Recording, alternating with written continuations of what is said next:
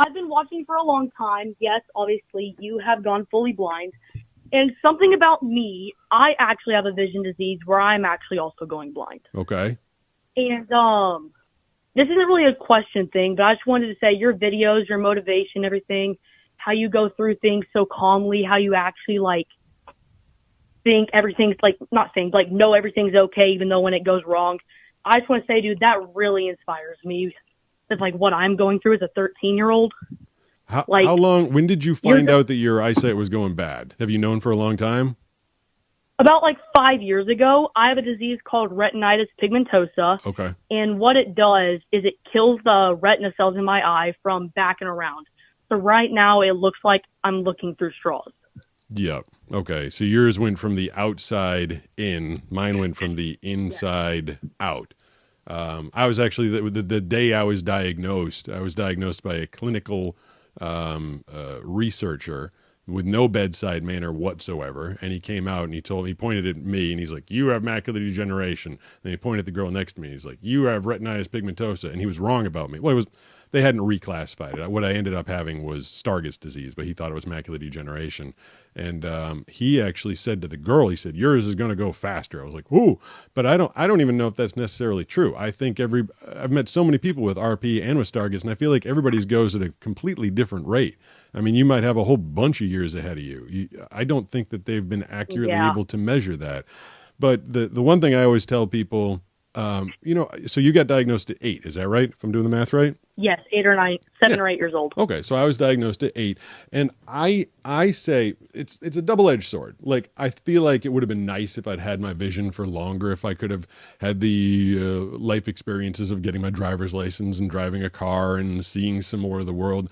But knowing at the age of 8 that I was never going to drive and that I wasn't going to be able to do a job that was very visually intensive, I was able to prepare myself. I was always thinking, what can I do as I get older with someone with low to no vision?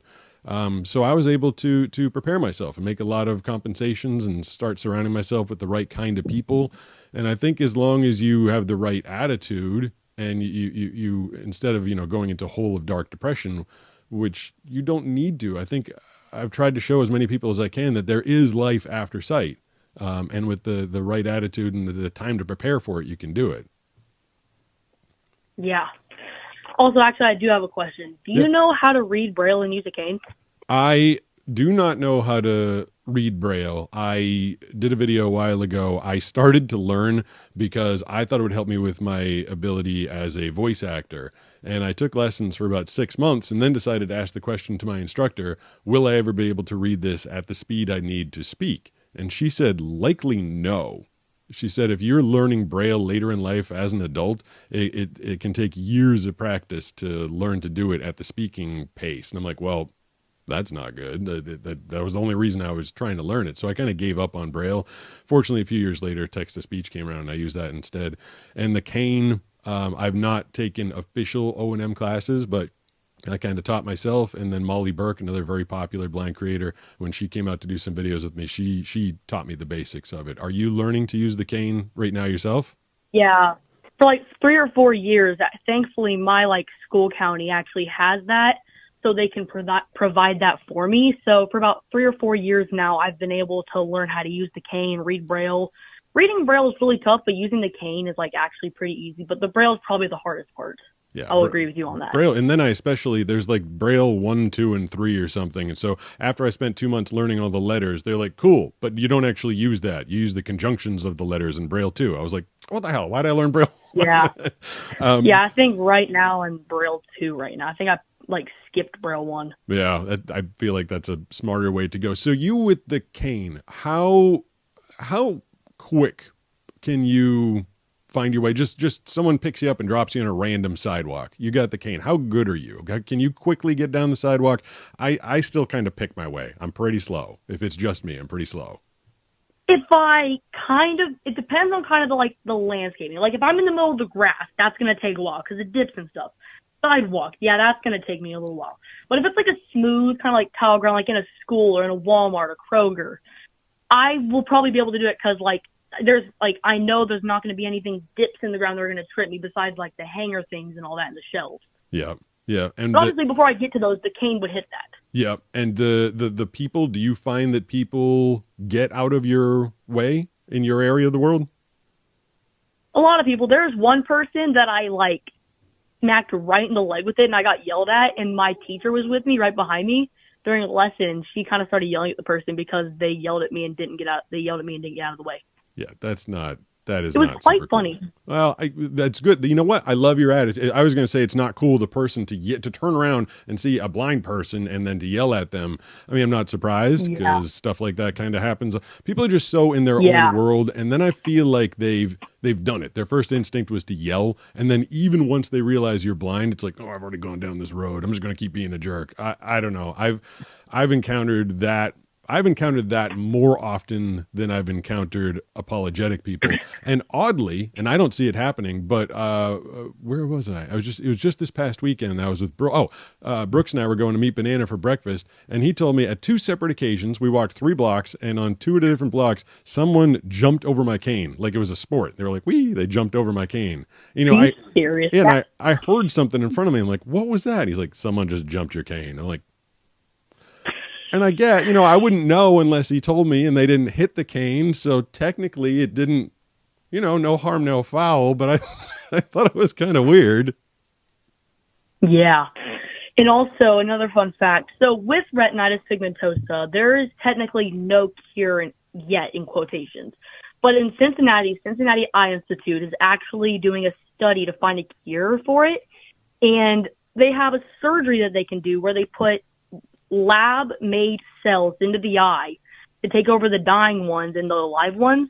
Obviously, the dead ones are dead, but it's going to keep the vision where it's at. And I'm actually in that study to find a cure, and I'm the youngest to have the surgery, and I'm the one that's having the best results. That's kind of incredible. That's pretty cool. They've never presented me with anything that even gave a little bit of hope for Stargardt's, which is a defect on the ABCA4 chromosome, which just by the name of it, ABCA, it's a very specific, complicated part. I think that's amazing. So are you part of a clinical trial? Yes, a clinical trial study. Yeah. Right. Yeah, both of them.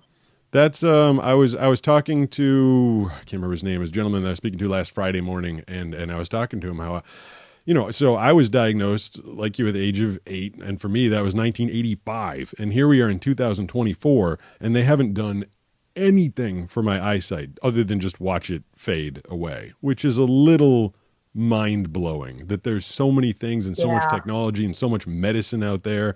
You can come up with I guess I was going to say you can come up with a vaccine in 6 months if you really need to.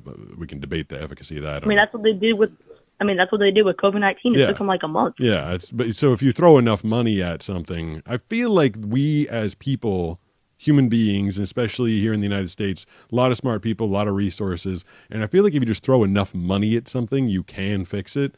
But for some reason, the money, the fundraising for blindness just isn't, it's just not there. And that's why. So from 1985 to 2024, nothing. They've done nothing for me. And it's, it's kind of upsetting, and it also is what it is. I talk a lot in the videos and in the longs about acceptance. And I feel like I handle my life. I've started to handle my life better once I accepted what was going to happen, as opposed to being. That's kind of what happened with me. Yeah, I got diagnosed. I was really upset. Also, with being an 8-year-old, I didn't know how to take it.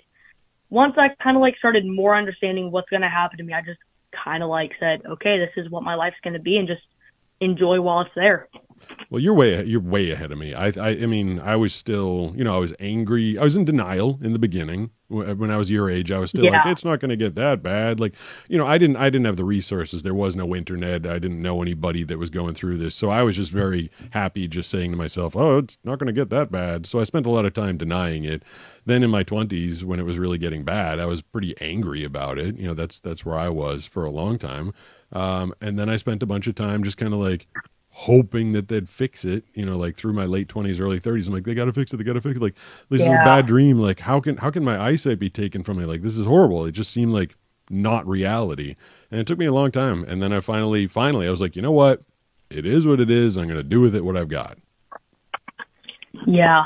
And also with retinitis pigmentosa, in dim and dark light, like whenever it turns nighttime, like 7 o'clock, whenever the sun sets for me, like I have to go inside. I can't go hanging out with my friends and all that because it's way too dark. That's And what's interesting. also kind of sucking about that is all my friends want to go hang out in the dark, like even trick or treating. Like it just kind of sucks. I kind of got to go in early and just kind of miss out on everything. Yeah. Yeah, that's hard. It's so funny listening to someone with RP versus what I've got. So when it gets dim Yeah. for me, I've mentioned a bunch of times I'm really sensitive to light. Like right now, I've got four lights above me, I think, and the lights behind me, Yeah. and it's causing mild discomfort. It's a bit of a headache when I'm out in the daylight. It's a huge headache when I hit Yeah. sunset. When it gets all gray out, now I can't see anything. It's still just blobs, but it's the most comforting thing on my eyes. Like there's some light, so I'm not in the dark, and I can feel some light,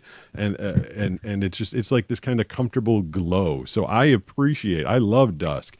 But to hear that that's the one spot, and you're right, when you're that age, that's like when everyone wants to go out and do something. Like that's kind of crappy. Yeah, but at least I got some friends that do want to play video games with me, so I have something to do. Yeah, that's cool. Well, thank you for the call. I wish you the best. Sounds like you're ahead of me in your mental standpoint. I'm assuming you got a good support structure around you, parents, friends, doctors, and then the Oh, clinical yeah. trial is. I think it sounds like you're going to be just fine. I went through a couple decades there where I was not just fine, and I hope it goes a lot better for you. It sounds like it will. Thanks, dude. All right, thanks for the call. It is the Pete and Greet, I guess is what we're calling it for today. And we're going to be here till 5